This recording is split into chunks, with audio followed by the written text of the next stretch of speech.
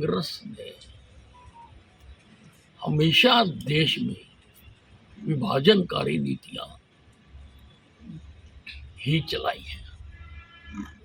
ये इसके अलावा कुछ सोच नहीं सकते और इन्हों की इस सोच ने ही इस भारतवर्ष का बंटवारा करवाया। अपने आप को कहते ये सेकुलर है, लेकिन धर्म के आधार पर, हिंदू मुसलमान के आधार पर देश का बंटवारा कराया और वो बंटवारा कराया हुआ आज तक हिंदुस्तान को चैन से रहने नहीं दे रहा।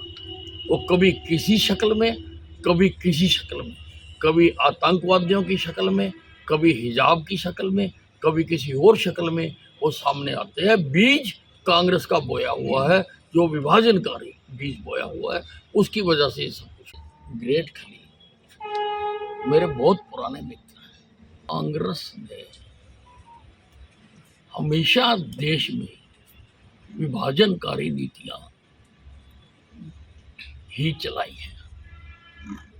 ये इसके अलावा कुछ सोच नहीं सकते और इन्हों की इस सोच ने ही इस भारतवर्ष का बंटवारा करवाया। अपने आप को कहते ये सेकुलर है, लेकिन धर्म के आधार पर, हिंदू मुसलमान के आधार पर देश का बंटवारा कराया और वो बंटवारा कराया हुआ आज तक हिंदुस्तान को चैन से रहने नहीं दे रहा। वो कभी किसी शक्ल में, कभी किसी शक्ल में, कभी आतंकवादियों की शक्ल में, कभी हिजाब की शक्ल में, कभी किसी और शक्ल में वो सामने आते हैं। बीज कांग्रेस का बोया हुआ है, जो विभाजनकारी बीज बोया हुआ है, उसकी वजह से ये सब कुछ। ग्रेट खली मेरे बहुत पुराने मित्र हैं। कांग्रेस ने हमेशा देश में विभाजनकारी नीतियां ही चलाई है।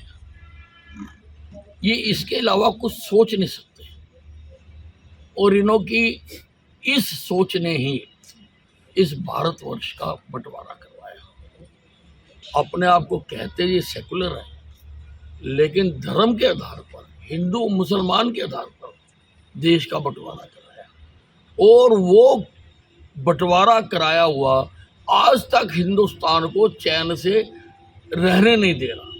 वो कभी किसी शक्ल में, कभी किसी शक्ल में, कभी आतंकवादियों की शक्ल में, कभी हिजाब की शक्ल में, कभी किसी और शक्ल में वो सामने आते हैं। बीज कांग्रेस का बोया हुआ है, जो विभाजनकारी बीज बोया हुआ है, उसकी वजह से ये सब कुछ। ग्रेट खली मेरे बहुत पुराने मित्र हैं।